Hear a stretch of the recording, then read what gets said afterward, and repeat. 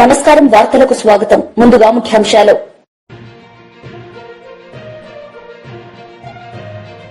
Telangana deputy CM బట్టి Vikramarka press meet, పలు అంశాలపై వివరణ.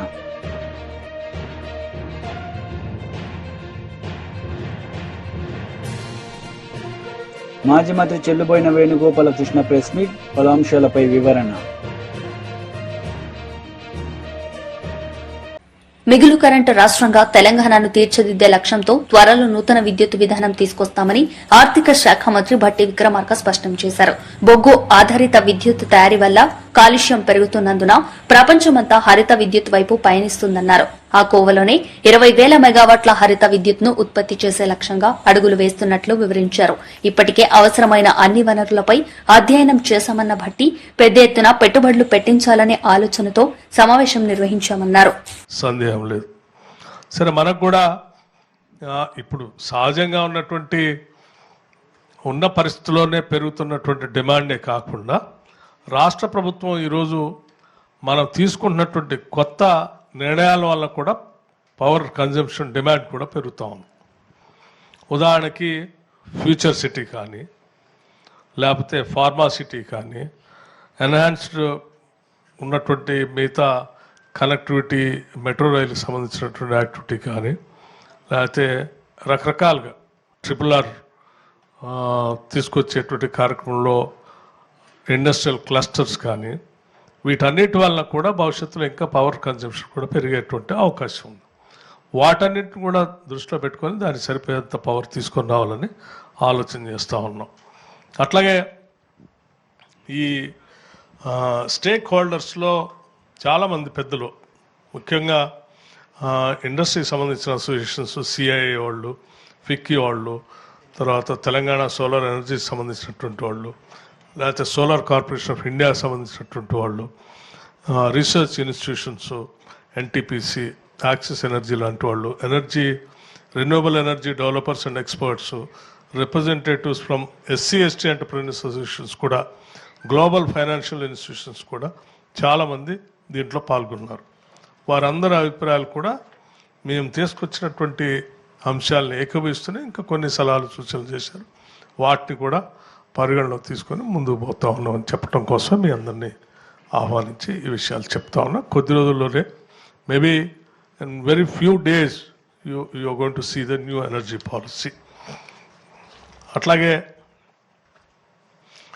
ఈ మొత్తం న్యూ ఎనర్జీ పాలసీని తయారు చేయడానికి ఎనర్జీ శాఖకు సంబంధించిన అధికారులంతా కూడా మంచి కసరత్తు చేశారు. ఈ కసరత్తు సంబంధించి కొన్ని నిర్ణయాలు సరే అని ఎనర్జీ ప్రిన్సిపల్ సెక్రటరీ కానీ, డిస్కమ్స్ CMDలు కానీ, మా ట్రాన్స్కో CMD రెడ్కో వాళ్ళు కానీ చాలా దృష్టి సారించి నిర్ణయాలు చేయటం వల్ల కూడా కొంత మంచి రిజల్ట్స్ కనిపిస్తూ ఉన్నాయి.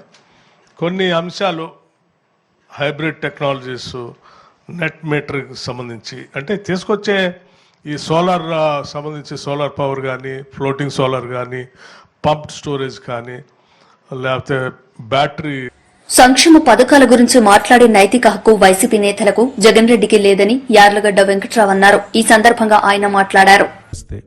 గతంలో రోడ్లేసే పరిస్థితి చూసాం. 1958 నుంచి ఏ ప్రజాప్రభుత్వం అధికారంలో ఉన్నా ఈ దిక్కుమల్ల గత ప్రభుత్వం మాత్రం ఈ ప్రభుత్వానికి ఎట్లాంటి దుస్థితి కల్పించిందంటే, గుంటలు పుడిచే కార్యక్రమాన్ని చేసుకోమని అంత అధ్వానంగా రోడ్ల స్థితిని దిగజార్చింది వైసీపీ ప్రభుత్వం కాదా? ఈ పాపం మీది కాదా అని అడుగుతున్నా. ఇంకా అభివృద్ధి ఎక్కడ చేశారు మీరు?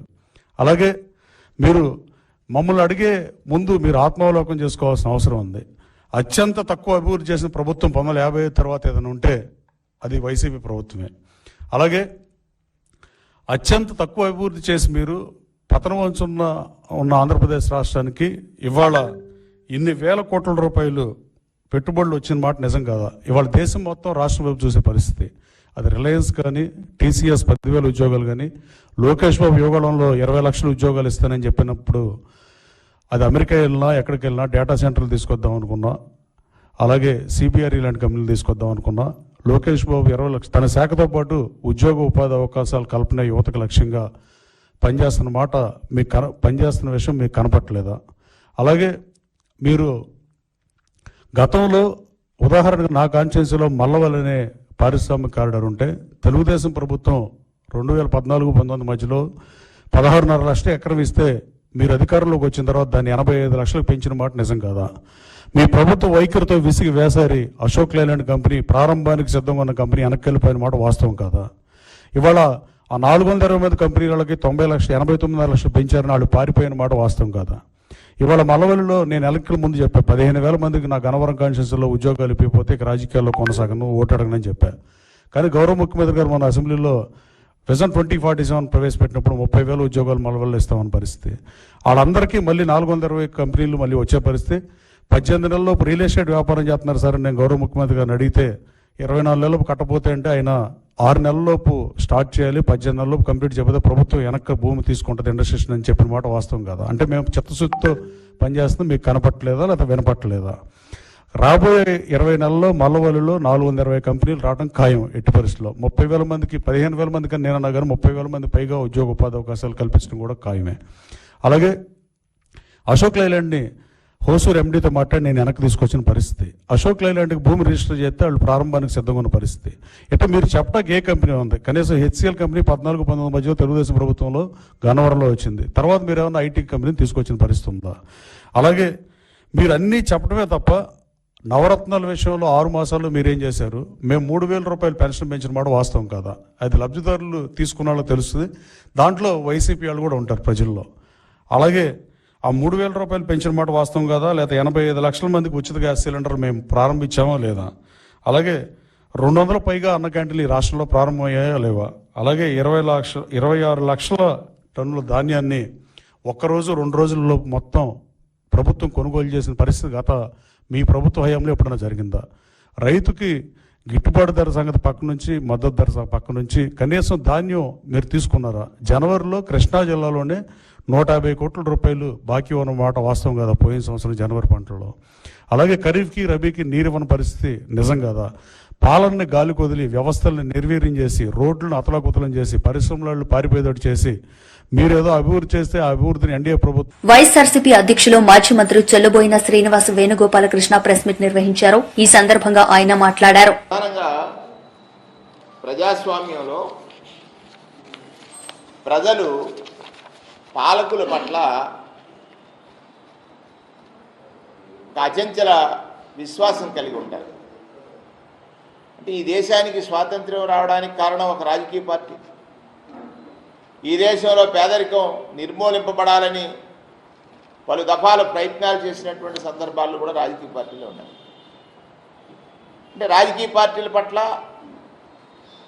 నాయకుల పట్ల ప్రజలకు ఉన్నటువంటి విశ్వాసం, నాయకుడు ఒక మాట చెప్తే నమ్మి ఓటు వేసినటువంటి ప్రజలు, నాయకుడు ఒక మాట చెప్తే నమ్మి ఓటు వేసినటువంటి ప్రజలు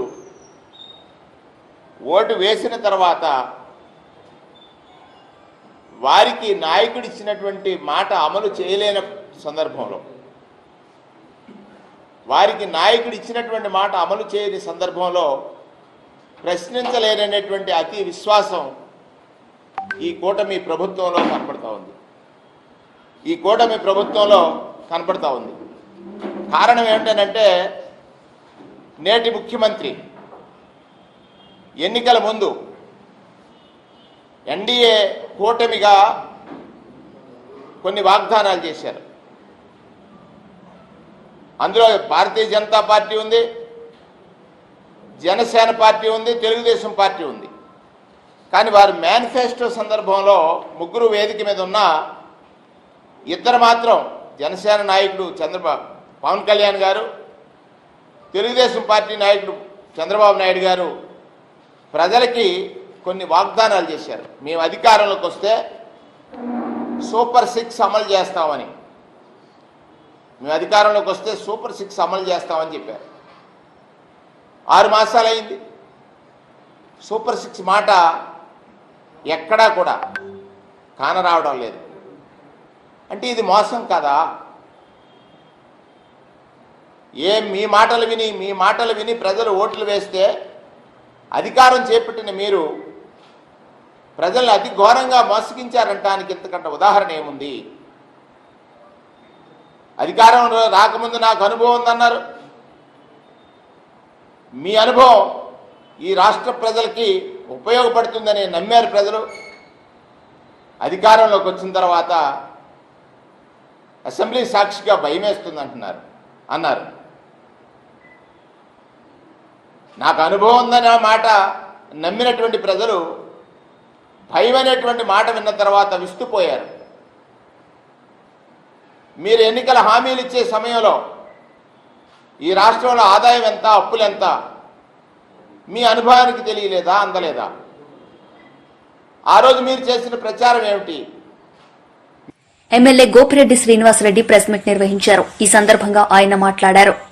దేశంలోనే ఒక ఆదర్శమైన పథకం కింద ఎంతో పేరు ప్రఖ్యాతులు గడించి మన రాష్ట్రంలో అమలవుతున్న ఈ ఆరోగ్యశ్రీ పథకాన్ని స్టడీ చేయడానికి ఇతర రాష్ట్రాల నుంచి కూడా చాలామంది వచ్చి చూసి ఆరోగ్యశ్రీ పథకం కింద చాలా మంది బ్రహ్మాండమైన వైద్య చికిత్సల్ని, ముఖ్యంగా గుండె ఆపరేషన్లు పేదవాళ్ళకి ఆ రోజు నిజంగా కార్పొరేట్ హాస్పిటల్స్కి వెళ్ళి చేయించుకోలేక ఎంతోమంది మరి ఇంటి దగ్గరే చనిపోవడం జరుగుతూ ఉండేది. కానీ రాజశేఖర రెడ్డి గారు ఈ పథకం పెట్టిన తర్వాత ఎంతోమంది పేదవాళ్ళు కార్పొరేట్ హాస్పిటల్స్కి వెళ్ళి ఉచితంగా అనేక రకాల వైద్య సదుపాయాలను పొందడం జరిగింది. ముఖ్యంగా గుండె ఆపరేషన్లు కానీ, అట్లానే మరి విరిగిన కాళ్ళకి ఎముకలకి చికిత్సలు కానీ, వివిధ రకాల ఆపరేషన్లు అద్భుతంగా ప్రజలందరూ కూడా చాలా సంతోషంగా ఈ పథకాన్ని ఈరోజు స్వీకరించే కార్యక్రమం చేశారు. ఎన్నో ప్రభుత్వాలు వచ్చాయి, పేర్లు మార్చగలిగారు, కానీ ఈ ప్రభుత్వాన్ని, ఈ యొక్క పథకాన్ని ప్రజల నుంచి ఎవరు కూడా తీసేయడానికి సాహసం చేయలేదు. ఎందుకంటే ఇది అంత బ్రహ్మాండంగా ప్రజల్లోకి వెళ్ళిందనేది వాస్తవం. అయితే ఇప్పుడు ఈ కూటమి ప్రభుత్వం ఈ ఇన్సూరెన్స్ ప్రీమియం చేసి ఇన్సూరెన్స్ సంస్థలకి కేటాయించాలని, ఈ ఆరోగ్యశ్రీ పథకాన్ని ఈరోజు నిర్వీర్యం చేయాలని జరుగుతుందని చెప్పి ఈరోజు వైఎస్ఆర్ కాంగ్రెస్ పార్టీ భావిస్తుంది. ఎందుకంటే మనకు తెలుసు ఇన్సూరెన్స్ కంపెనీలు ఈరోజు ప్రతి కుటుంబానికి కూడా ఈ రాష్ట్రంలో 25 లక్షల వరకు కూడా వాళ్ళు ఉచితంగా వైద్య సేవలు పొందటానికి ఈ పథకం ద్వారా ప్రభుత్వం ఆల్రెడీ అన్ని చర్యలు తీసుకుంది. గత ప్రభుత్వం ఈరోజు ఇన్సూరెన్స్ కంపెనీకి కేవలం 5 లక్షల రూపాయల వరకే ఈ కుటుంబానికి లబ్ధి చేకూరుందని చెప్తా ఉన్నారు, ఒక్కొక్క కుటుంబానికి. అందులో కూడా 2.5 లక్షల రూపాయలు వరకు ప్రీమియం ప్రభుత్వమే చెల్లిస్తుంది. మిగిలిన 2.5 లక్షల రూపాయలు తర్వాత ప్రభుత్వం ట్రస్ట్ ద్వారా చెల్లిస్తుందని చెప్పి, రెండు కూడా హైబ్రిడ్ విధానం అని చెప్పి చెప్తా ఉన్నారు. హైబ్రిడ్ విధానంలో అంటే ఒక పేషెంట్కి సపోజ్ హాస్పిటల్లో అడ్మిట్ అయ్యి 2.5 లక్షల కన్నా ఎక్కువ ఖర్చు అయింది అనుకోండి, ముందు ఇన్సూరెన్స్ కంపెనీ పే చేయాలి, తర్వాత మళ్ళీ తిరిగి ట్రస్ట్ ద్వారా పే చేయించాలి. అంటే ఇది ఒక కలగోర గంపలాగా, అంటే ఒక పేషెంట్కి ఇంతవరకే మేము ఇస్తాము, ఇంతవరకు దాటితే మళ్ళీ ట్రస్ట్కి వెళ్లాల్సి వచ్చిందంటే ఎంతవరకు హాస్పిటల్స్ టేకప్ చేస్తాయి? ఒక అత్యవసర చికిత్స చేయాలి, లేకపోతే ఐసీయూలో ఉంటాడు పేషెంట్, ఐసీయూలో ఉన్న పేషెంట్కి ఎప్పుడు రికవర్ అవుతాడో చెప్పలేము. అలాంటి పేషెంట్లకి 2.5 లక్షల వరకే మేము ప్రీమియం చెల్లించాము, ఇన్సూరెన్స్ కంపెనీ ఇస్తుంది, మళ్ళీ తిరిగి. మాజీ మంత్రి కేటీఆర్ మీడియా సమావేశం నిర్వహించారు. ఈ సందర్భంగా ఆయన మాట్లాడారు. బ్రహ్మాండంగా ఖాతాల పైసలు పడుతుండే, 1 కాదు 2 కాదు 73,000 కోట్ల రూపాయలు రైతుల ఖాతాల్లో వేసిన నాయకుడు 11 సీజన్ల పాటు కేసీఆర్ గారు. అదే మాదిరిగా 12వ సీజన్ కూడా మేము వేసినందుకు మొత్తం పైసలు జమ చేసి పెట్టినాం. 12వ సీజన్ కూడా మేము జమ చేసి పెట్టిన పైసలను ఇదే దిక్కుమాలిన కాంగ్రెస్ పార్టీ ఆనాటి పిసిసి అధ్యక్షుడు, ఈనాటి ముఖ్యమంత్రి రేవంత్ రెడ్డి ఎలక్షన్ కమిషన్కు ఉత్తరం రాసి ఆపిండు. లేకపోతే అప్పుడు ఆ పైసలు కూడా మేమే వేస్తుంటాం, 7,500 కోట్లు మేమే వేస్తుంటాం. ఈ ప్రభుత్వం వచ్చింది, సరే డిసెంబర్ 3 నాడు 2023లో కాంగ్రెస్ ప్రభుత్వం వచ్చింది. వచ్చినాక ఈ రోజు వరకు ఇప్పుడు సంవత్సరం దాటిపోయింది. సంవత్సరం దాటిపోయిన తర్వాత కూడా రూపాయి కూడా రైతు బంధు రూపంలో ఈ ప్రభుత్వం వేయలేదు. రూపాయి కూడా అర పైసా కూడా రైతు బంధు కాంగ్రెస్ ప్రభుత్వం రైతులకు ఇయ్యలేదు. మేము ఆనాడు దాచిపెట్టిన పైసలు 7,500 కోట్లు ఏవైతుండేనో ఏదైతే వీళ్ళు అడ్డుకున్నారో ఎలక్షన్ కమిషన్కి ఉత్తరం రాసి దాన్ని మళ్ళీ తర్వాత మేమిచ్చిన పైసలనే, మేము పెట్టిన పైసలనే వీళ్ళు ఇచ్చిండ్రు తప్ప వీళ్ళు వచ్చినాక మాత్రం ఒక్క రూపాయి కూడా రైతు బంధు రూపంలో ఇచ్చిన పరిస్థితి లేదు. ఇవ్వకపోగా మీకు యాదకుండాలి వీళ్ళ మాటలు, వీళ్ళ డైలాగులు. ఇగో ఇది వీళ్ళు వరంగల్ డిక్లరేషన్ అని చెప్పి బిల్డప్. ఎన్నికలకు ముందు వరంగల్లో రైతు డిక్లరేషన్ అని చెప్పి రాహుల్ గాంధీ గారిని తెచ్చి ఒక పెద్ద బహిరంగ సభ పెట్టి రైతులను, రాష్ట్రంలోని రైతులను రాజులు చేస్తాం, కేసీఆర్ గారు మీకు అన్యాయం చేసిండు, మేము మిమ్మల్ని ఉద్ధరిస్తామని చెప్పి ఎంత బిల్డప్ ఇచ్చిండ్రంటే రైతు భరోసా కింద 15,000 ప్రతి ఎకరానికి ఇస్తాం, కౌలు రైతులకు కూడా 22 లక్షల మంది కౌలు రైతులకు కూడా ల్యాండ్ ఓనర్స్ తో పాటు కౌలు రైతులకు ఇస్తాం. ఇది వాళ్ళ డిక్లరేషన్. అదే మాదిరిగా ఒకటేసారి ఏకకాలంలో 2 లక్షల రుణమాఫీ చేస్తాం, రైతు కూలీలకు కూడా 12,000 ఇస్తాం, బోనస్ 500 రూపాయలు ఇస్తాం. ఇక చాలా చెప్పిండ్రు కథలు. ఇక ఇది వాళ్ళ రైతు డిక్లరేషన్.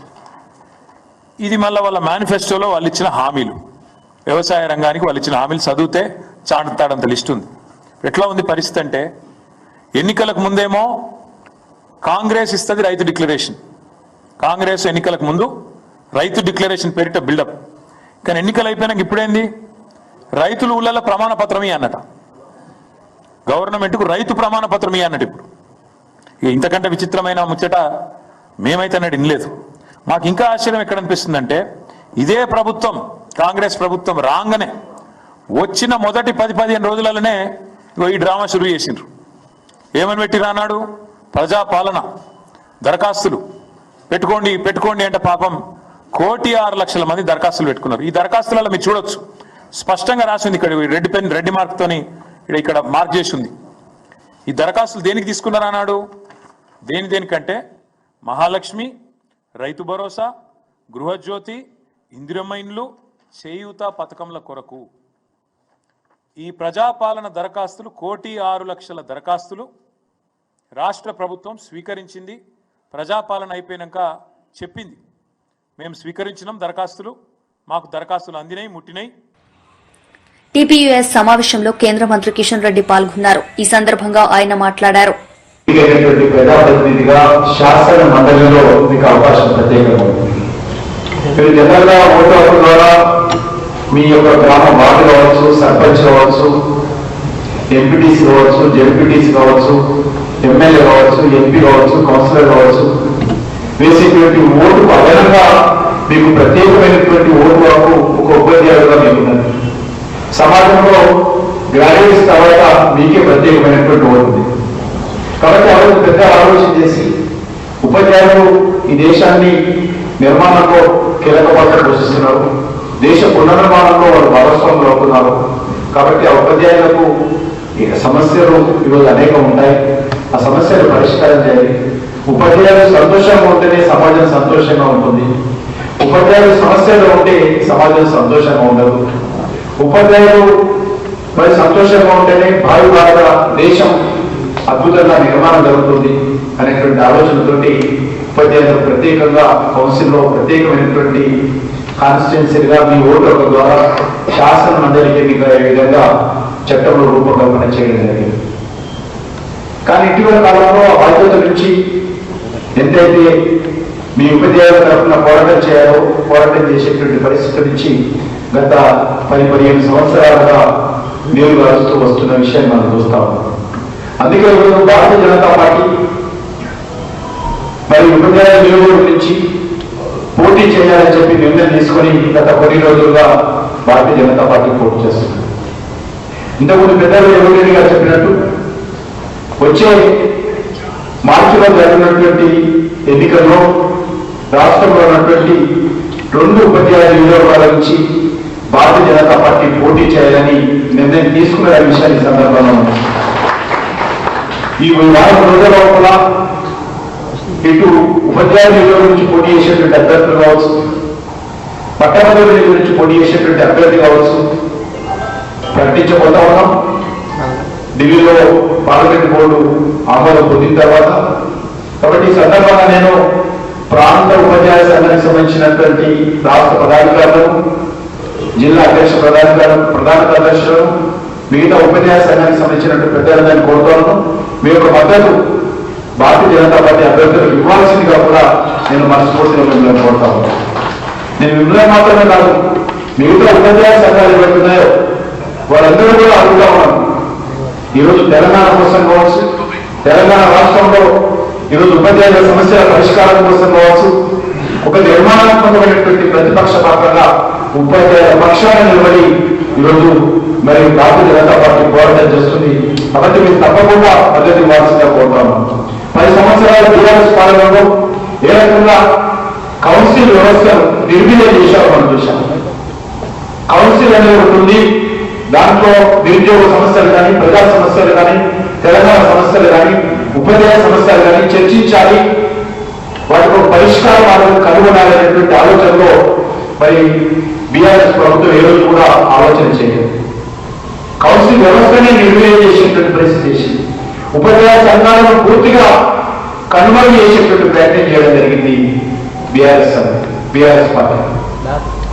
ఆ రోజు ఉపాధ్యాయ సంఘాలైనా ప్రభుత్వాలు రైతులు బీఆర్ఎస్ ఏ రకంగా ఆ రోజు మరి పరిపాలన చేసినటువంటి 10 సంవత్సరాల్లో ఉపాధ్యాయ సంఘాలు ఎంత బలీనం చేసిందో, వారికి ఏమాత్రం ప్రాధాన్యత ఇవ్వలేదో మీకు అందరికీ తెలుసు. కాబట్టి ఇప్పుడు జరుగుతున్నటువంటి ప్రస్తుత కాంగ్రెస్ పార్టీ ప్రభుత్వంలో కూడా అదే పరిస్థితి మనకు కనిపిస్తుంది. అపర కుబేరుడు టెస్లా, స్పేస్ ఎక్స్ సంస్థల అధినేత ఎలాన్ మస్క్ మరోసారి తన దాతృత్వాన్ని చాటుకున్నారు. టెస్లాలో తనకు చెందిన 927 కోట్ల రూపాయల విలువ చేసే షేర్లను ఎలాన్ మస్క్ దాతృత్వ సంస్థలకు విరాళంగా అందించినట్లు టెస్లా కంపెనీ ప్రకటించింది. టెస్లాలో 12.8% వాటా కలిగిన ఎలాన్ మస్క్ అందులోంచి 2,68,000 షేర్లను నూతన సంవత్సరానికి ముందు చారిటీలకు ఇచ్చినట్లు తెలిపింది. వార్తలు ముగించే ముందు ముఖ్యాంశాలు మరోసారి. Telangana deputy CM Bhatti Vikramarka press meet, పలు అంశాలపై వివరణ.